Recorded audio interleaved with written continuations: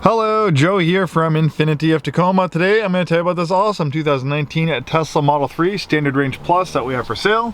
This one's a local one-owner clean Carfax vehicle.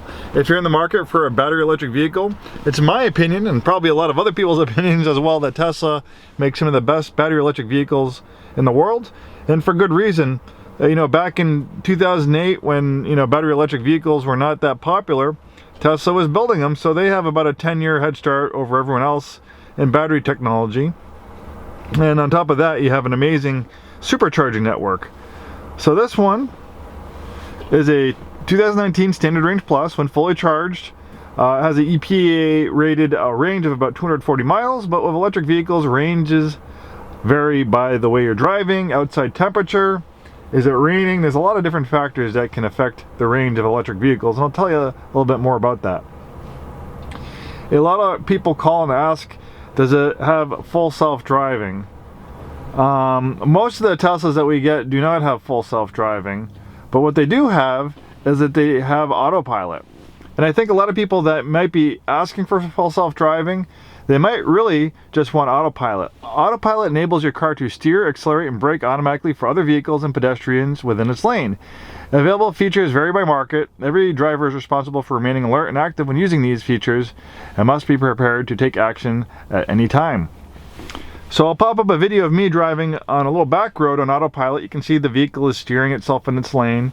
It's not anywhere as advanced as full self-driving, but the thing is, full self-driving is still in beta. So if you do have the full self-driving software, Tesla still wants you to pay attention, keep your hand on the wheel, and to pay attention to intervene at any time, because full self-driving, like I said, is still in beta. So it's kind of like a drunk driver is driving the vehicle.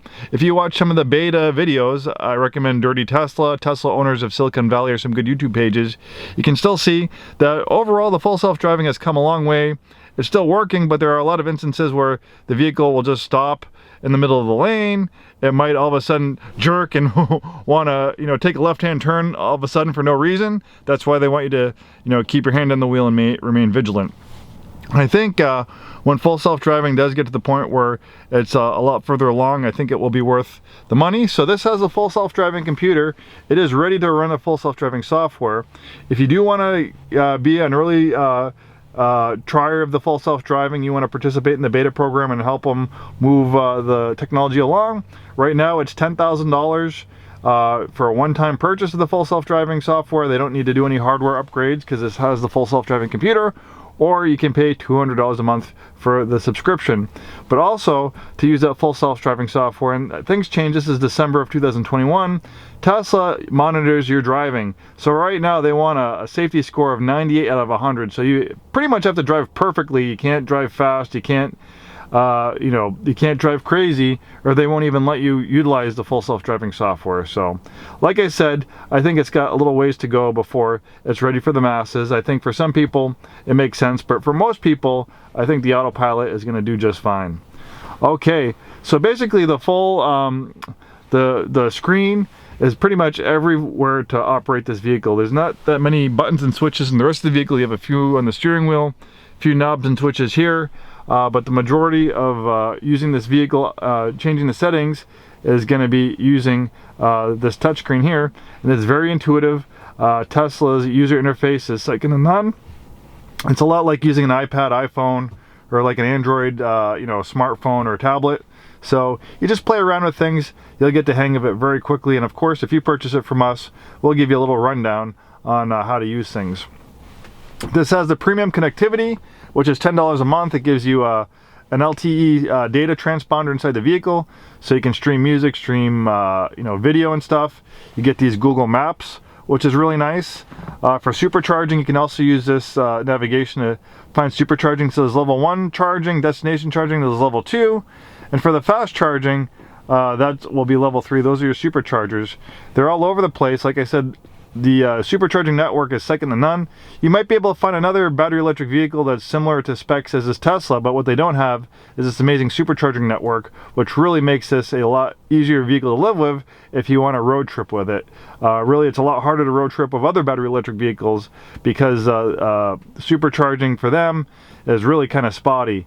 Not the case with Tesla, and it's very easy. Once this thing's on your Tesla account, you just plug it into the supercharger. It charges the vehicle. It bills your account automatically. You don't have to press any buttons, enter any credit card information with the superchargers. It's very, very seamless. So you can use this to navigate you to the supercharger. It allows you to plan trips for road trips.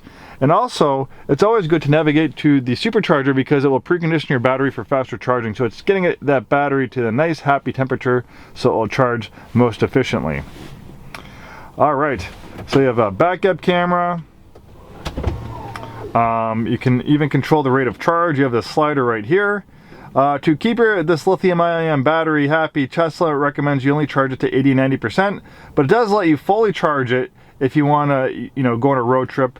You can make some exceptions, but for everyday use, they recommend only charging it up to about 80 or 90%. We have all that cool stuff like the whoopee cushions, multi-track recorder, sketch pad, all sorts of cool things. Some are stupid, some are parlor tricks, some are very useful. The video games are really cool. And I like this driving game because you can actually use the steering wheel and brake and pedal of this car to drive the vehicle in the game. And then when you're at a supercharger, maybe you're just taking a little break or whatnot, you can watch Netflix, Hulu, YouTube. You can even watch Tesla tutorials on the screen.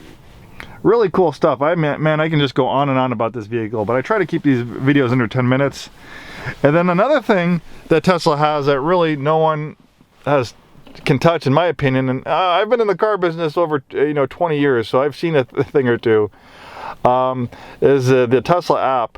So you can set the climate control, you can open the windows, you can flash the lights, you make your service appointments. If someone else is using your vehicle, or maybe you parked it in a parking lot, you don't remember where it is, you can use this to locate your vehicle. You have Sentry mode.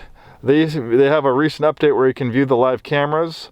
I think it won't let me do it now just because I'm in the vehicle right now, but normally when the vehicle is parked, just as long as you have data on your phone and the vehicle has data, you can pull up the live cameras. You have a dash cam that if you load a USB drive, it will automatically record crash data.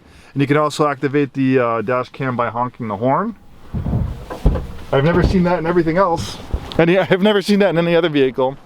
The way Tesla builds these vehicles from the ground up, they're designed to be able to update very quickly, having over-the-air updates, and they do it all the time. So the thing with Teslas is, even though they get older, they gain functionality, they gain features through over-the-air updates. So even though they're physically getting older and more miles, in a lot of ways it can become a better vehicle as they come up with new updates, new features and software.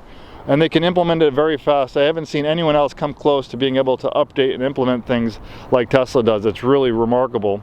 Lots of space.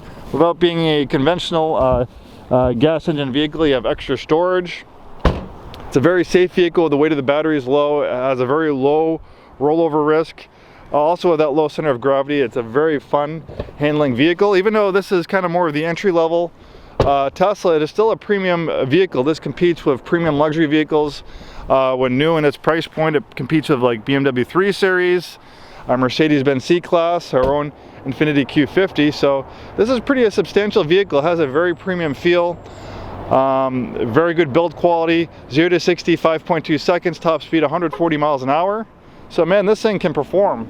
And the thing with gas cars is that you have transmissions, you have to rev the engine to the power band to make peak power. It's not the case of electric vehicles. There's only one gear, no downshifting, and the throttle response is instantaneous. As soon as you hit the gas pedal, they call it a gas pedal, but the accelerator pedal, this thing just takes right off. Modulating the throttle, how smooth and refined it is unparalleled. There's no gasoline cars that are smooth, as an electric car like this. It is a different world. When you drive this for a little bit and get into a gas car, the gas car is going to feel like a dinosaur. We also have the frunk, which is nice, extra space. It's also a safety feature. You have all this space to absorb crash energy. There's no engine to get pushed into the passenger compartment, making this actually one of the safest vehicles on the road. Don't take my word for it. The NHTSA, when they did their crash ratings on the Model 3, it excelled in every area. And Tesla's standards are actually a lot higher than the NHTSA for safety.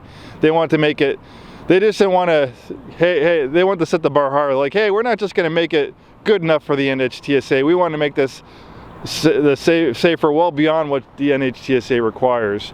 And Tesla also knew for people to fully adopt battery electric vehicles, you can't just make a battery electric vehicle just as good as a gas car. They knew that they needed to make it better, substantially better, so people can't deny how awesome electric vehicles are. And I think they definitely achieved their goal. You call this vehicle a category killer because this is designed to excel in every single category it competes with. And I'm very impressed. I've been in the car business, 20 plus years. I'm around cars all the time. I get a little bit bored of cars. Well, this is making me a lot more excited about cars. I'm excited about cars again. I think this is one of the best cars on the road, one of the best battery electric vehicles on the road. Come in and take it for a spin. We always have a great selection of Teslas here at Infiniti of Tacoma. Thanks for watching and hope to see you soon.